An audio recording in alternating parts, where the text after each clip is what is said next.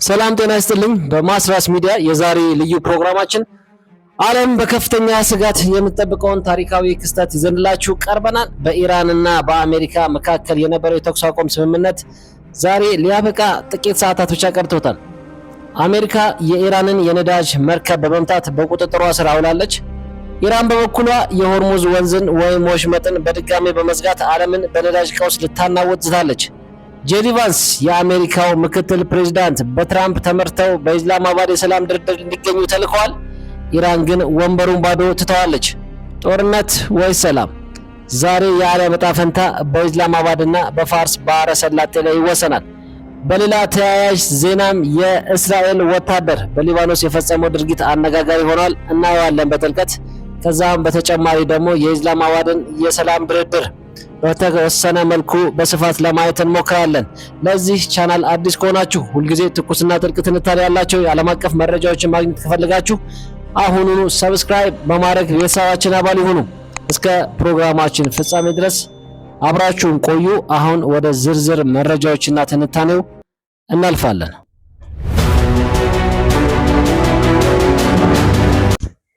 በኢራንና በአሜሪካ መካከል ለሁለት ሳምንታት የቆየው የተኩስ አቁም ስምምነት በመጪው ማክሰኞ ሌሊት የሚያበቃ ሲሆን ይህ ዕለት የመጨረሻውና ወሳኝ ቀን ነው። በፓኪስታን አደራዳሪነት የተገኘው ይህ የአጭር የእፎይታ ጊዜ ወደ ዘላቂ ሰላም ይወስዳል ተብሎ ቢጠበቅም አሁን ግን ሁኔታዎች ወደ ከፋ ክልላዊ ጦርነት እያመሩ መሆናቸውን ያሳያል። ዓለም በከፍተኛ ስጋት ውስጥ ሆና የሚቀጥሉትን ጥቂት ቀናት በንቃት እየተከታተለች ትገኛለች። አክሲዮስ እንደዘገበው የዋይት ሀውስ ከፍተኛ ባለስልጣናት ይህ የተኩስ አቁም ጊዜ በሁለቱም ወገኖች ለዲፕሎማሲ ብቻ ሳይሆን ለወታደራዊ ዳግም ዝግጅት ጥቅም ላይ እንደዋለ በስጋት ገልጿል። እንደዘገባው ከሆነ አሜሪካ በባህረ ሰላጤው አካባቢ ያላትን ወታደራዊ አቅም እያጠናከረች ሲሆን፣ ኢራንን በበኩሏ የባለስቲክ ሚሳኤል ማስወንጨፊያዎቿን ወደ ዝግጅትነት ደረጃ ያምጥታለች። ይህ ሁኔታ የተኩስ አቁም ሲያበቃ ወዲያው ወደ ቀጥታ ግጭት የመግባት እድሉ ከፍተኛ መሆኑን ያሳያል። በሌላ በኩል አልጀዚራ በዘገበው መረጃ መሰረት በኢራን መንግስት ውስጥ ያሉ ወታደራዊ አመራሮች የአሜሪካን የባህር ላይ ከበባ ወይም የጦርነት አዋጅ አድርጓል ብሎ ወስዶታል።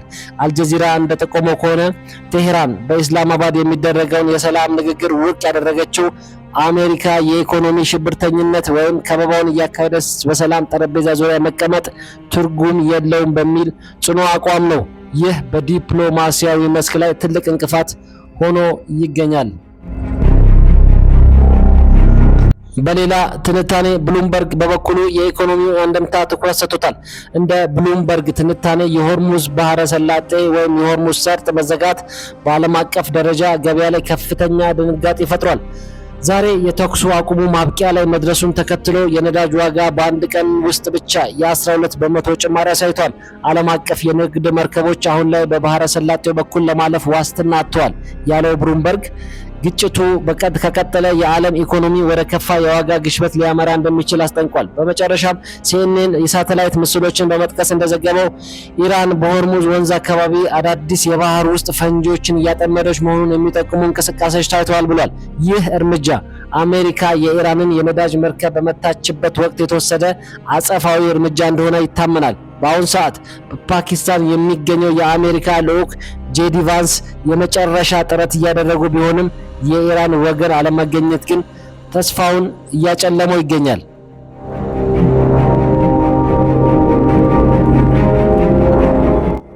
በተያያዘ ዜና ፕሬዝዳንት ዶናልድ ትራምፕ ራሳቸው የማህበራዊ ሚዲያ ገጽ ወይም ትሩ ሶሻል ባስተላለፉት ተከታታይ መልእክቶች በኢራን ላይ የተጣለው የባህር ላይ ከበባ ተጠናክሮ እንደሚቀጥል ለዓለም አሳውቀዋል። ትራምፕ በኢራን ላይ እጅግ ከባድ ማስጠንቀቂያ የሰጡ ሲሆን ቴሄራን በአስቸኳይ ወደ ድርድር ጠረጴዛ ካልመጣች አሜሪካ የኢራንን ወሳኝ የኢኮኖሚ መሰረተ ልማቶችን፣ የነዳጅ ማጣሪያዎችና የኃይል ማመንጫዎችን እንደምትመታ ዝተዋል። ትራምፕ በመልእክታቸው ኢራን አሁን በሰላም ካልተስማማች በታሪኩ አይታ ማታውቀው ከባድ ዋጋ ትከፍላለች ሲሉ አስጠንቅቀዋል። ይህ የትራምፕ ንግግርን ተከትሎ የተለያዩ ዓለም አቀፍ የዜና ተቋማት የየራሳቸውን ትንታኔ ሰጥተውበታል። ፎክስ ኒውስ እንደዘገበው የትራምፕ አስተዳደር በኢራን ላይ የጀመረው ከፍተኛ ግፊት ወይም ማክሲመም ፕሬሸር ፖሊሲ አሁን ወደ ወታደራዊ እርምጃ እያመራ ነው። እንደ ፎክስ ኒውስ ዘገባ ከሆነ የባህር ላይ ከበባው ዓለም የኢራንን የነዳጅ ሽያጭ ወደ ዜሮ በማውረድ መንግስቱን ለድርድር ማስገደድ ነው። ፔንታጎንም ለፕሬዝዳንቱ የተለየ ወታደራዊ አማራጮችን አቅርቦ ትዕዛዝ እየጠበቀ መሆኑን ዘግቧል ማለት ነው። በሌላ በኩል ዘ ጋርዲያን የትራምፕ ማስጠንቀቂያ እጅግ አደገኛ ቁማር ሲል ጠርቶታል።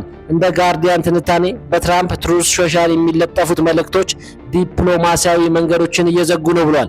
የብሪታንያና የፈረንሳይ ባለስልጣናት ይህ ድርጊት ወደማይቆም ቀጠናዊ ጦርነት ሊያመራ ይችላል የሚል ስጋት እንዳላቸው ጋርዲያን አክሎ ገልጿል። ሮይተርስም ደግሞ በተለያዩ መንገዶች ይህንን ነገር ገልጿል ማለት ነው። ሮይተርስ ደግሞ በትራምፕ የባህር ላይ ከበባ ምክንያት በዓለም አቀፍ የንግድ መርከቦች መስመር ላይ የተፈጠረው መስተጓጎል ዘግቧል።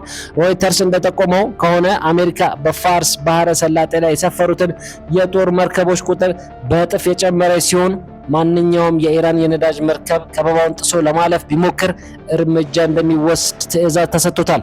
ይህ በዓለም አቀፍ የባህር ላይ ሕግ ወይም ኢንተርናሽናል ሎ ኦፍ ዘ ሲ ሕግ እና በሉዓላዊነት መካከል ትልቅ ውዝግብ አስነስቷል ብሎ ዘግቧል። በአጠቃላይ የትራምፕ አስተዳደር አቋም ግልጽ ነው። ኢራን በፓኪስታን የቀረበላትን የሰላም ጥሪ ካልተቀበለች አሜሪካ የባህር ላይ ከበባውን ወደ ቀጥታ የአየርና የባህር ጥቃት እንደምትቀይረው ለዓለም እየዛተችና እያሳየች መሆኑን እየተዘገበ ይገኛል።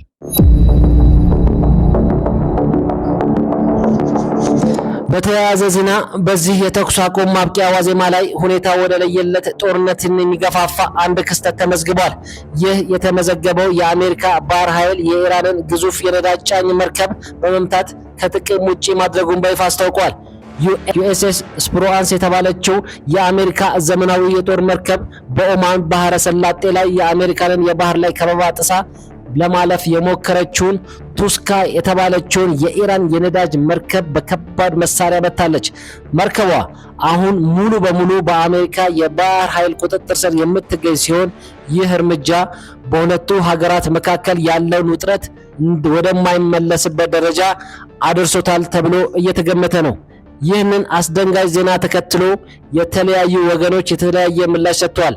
ቢቢሲ እንደዘገበው የአሜሪካ ማዕከላዊ እዝ ወይም ሴንትኮም መርከቧ ከመመታቷ በፊት ተደጋጋሚ ማስጠንቀቂያዎች ተሰጥቷት ነበር ብሏል።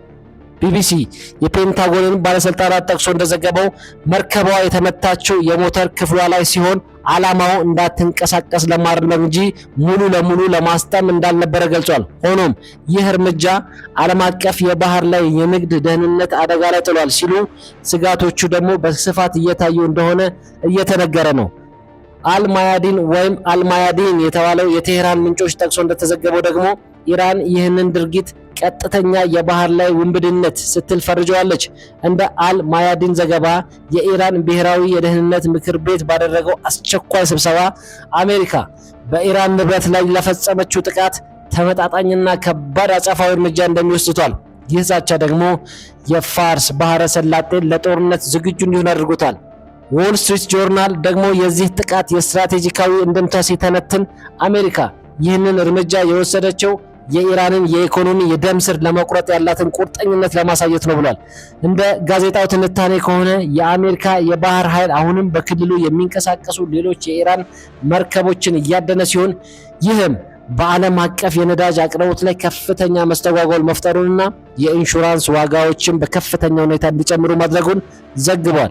ይህ በእንዲህ እንዳለ የፓኪስታን መንግስት ይህ እርምጃ በኢስላማባድ የታሰበውን የሰላም ድርድር ሞት ሊያፋጥነው ይችላል የሚል ስጋት እንዳለው ዳውን የተባለው የፓኪስታን ጋዜጣ ዛሬ ዘግቧል። ድርጊቱ የኢራን ወደ ድርድር ጠረጴዛ እንዳትመጣ ሰበብ እንደሆነ ታዛቢዎች እየተናገሩ ይገኛሉ።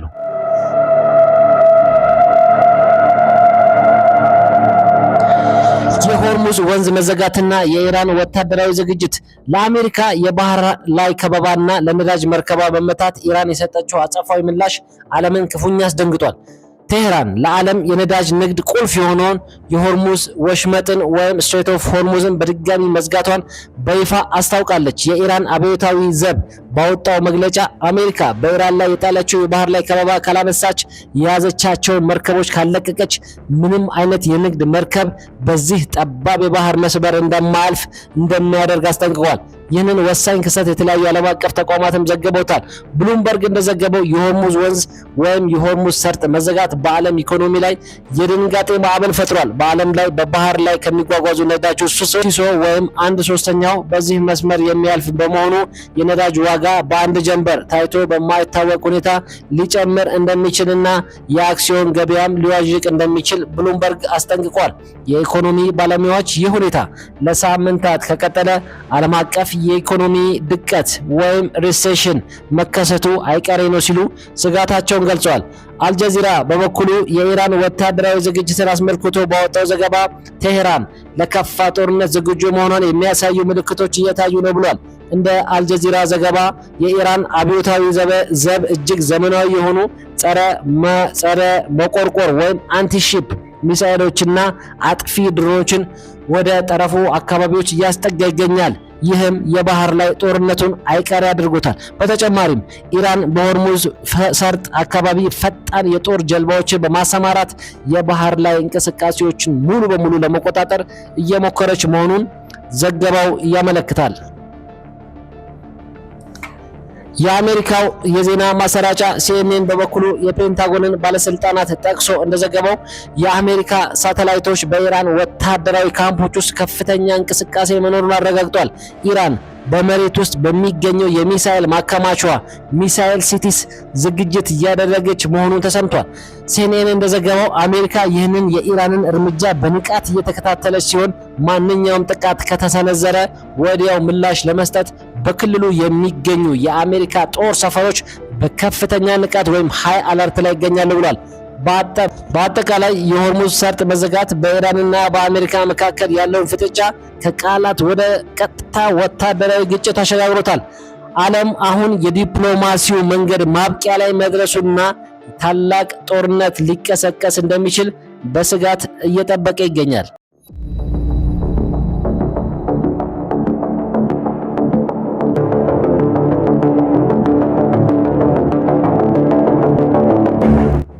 የኢስላማባዱ የዲፕሎማሲ ውድቀትና የጄዲ ቫንስ ተልዕኮ በፓኪስታን ዋና ከተማ ኢስላማባድ ለሁለተኛ ዙር የታቀደው የሰላም ንግግር በአሁኑ ሰዓት በከፍተኛ ውጥረት ውስጥ ይገኛል። ፕሬዚዳንት ዶናልድ ትራምፕ ለአካባቢው ሰላም ቅድሚያ እንደሚሰጡ ለማሳየት በሚመስል መልኩ ምክትላቸውን ጄዲ ቫንስን መምራት እንዲችል ወደ ኢስላማባድ ልከውታል። ሆኖም ይህ የአሜሪካ የዲፕሎማሲያዊ ጥረት ሳይጀምር የከሸፈ ይመስላል።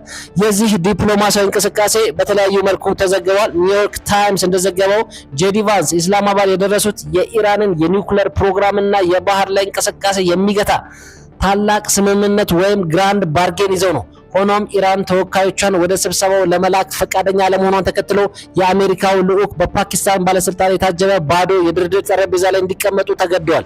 ይህ ለአስተዳደሩ ትልቅ የዲፕሎማሲ ሽንፈት ተደርጎ እየታየ ነው።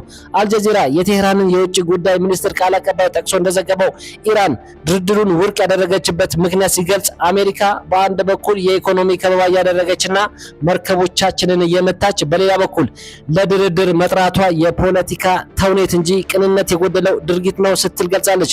እንደ አልጀዚራ ትንታኔ ኢራን ድርድሩን የናቀችው አሜሪካ መጀመሪያ ከበባውን እንድታነሳ ቅድመ ሁኔታ ለማስቀመጥ ነው ሲል ዘግቧል። ሮይተርስ በበኩሉ የፓኪስታን መንግስት ያለበትን አጣብቂኝ ዘግቧል። ፓኪስታን እንደ አደራዳሪ ሀገር ሁለቱን ወገኖች ለማገናኘት ብርቱ ጥረት ብታደርግም የአሜሪካ የባህር ላይ እርምጃ የፓኪስታንን የሰላም ጥረት ከጀርባ እንደመውጋት ተቆጥሯል። የፓኪስታን ጠቅላይ ሚኒስትር ሸህባዝ ሸሪፍ ከጄዲ ቫንስ ጋር ባደረጉት ቆይታ አሜሪካ የተኩስ አቁሙን ጊዜ እንድታራዘም ቢጠይቅም እስካሁን አዎንታዊ ምላሽ አላገኙም።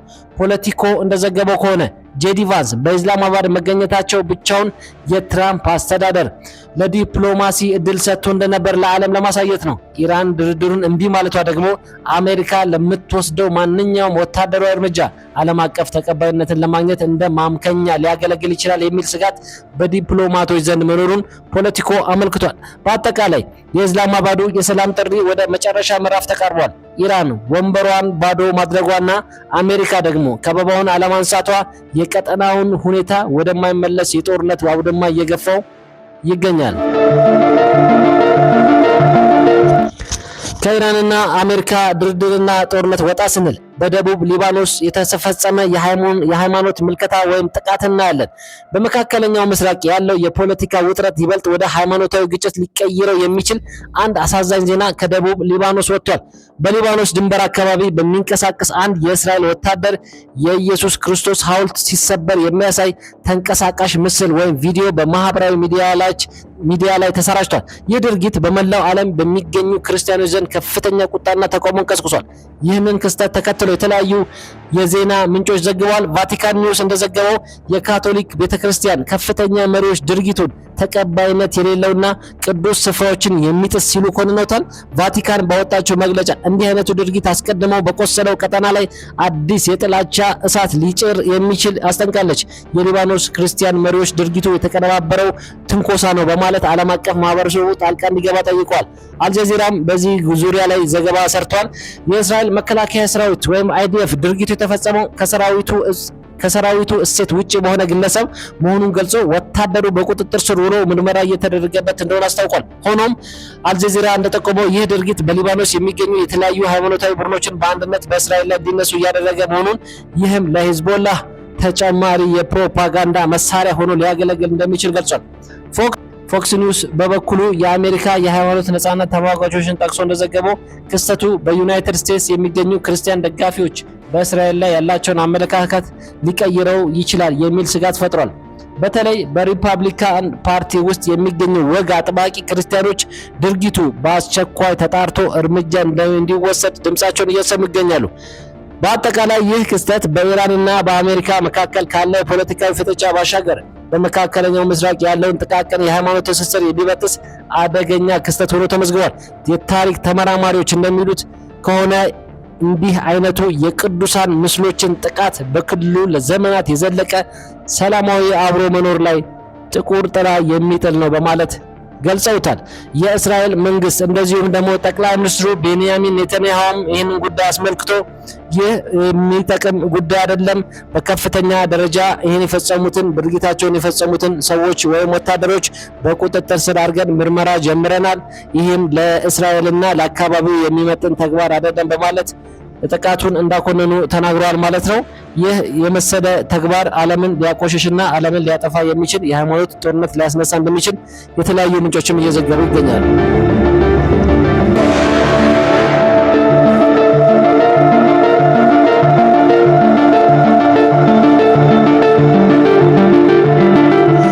ክቡራትና ክቡራን የዛሬው የዓለም ፖለቲካ ውጥረት እዚህ ደረጃ ላይ ደርሷል። በኢስላማባድ ያለው የዲፕሎማሲ ጥረት ካልተሳካ ነገ ዓለም በሌላ የጦርነት ምዕራፍ ልትነቃ ትችላለች። ኢራንና አሜሪካ ወደ ቀጥታ ግጭት መግባታቸው ደግሞ የዓለምን ኢኮኖሚና ጸጥታ ክፉኛ እንደሚጎዳ ግልጽ ነው። እናንተስ ምን ታስባላችሁ? ኢራን ወደ ኢስላማባድ የድርድር ጠረጴዛ አለመምጣቷ ትክክል ነው ወይስ አሜሪካ የጀመረችው የባህር ላይ ከበባ ሁኔታውን ይበልጥ ያባብሷል? አስተያየታችሁን በኮሜንት መስጫው ላይ ጻፉልን። ወቅታዊና አዳዲስ መረጃዎች በፍጥነት ለማግኘት ማስራስ ሚዲያ ሰብስክራይብ ማድረግ እንዳይረሱ። ስለተከታተላችሁን እናመሰግናለን። በሌላ መረጃ እስከምንገናኝ ሰላም ቆዩን።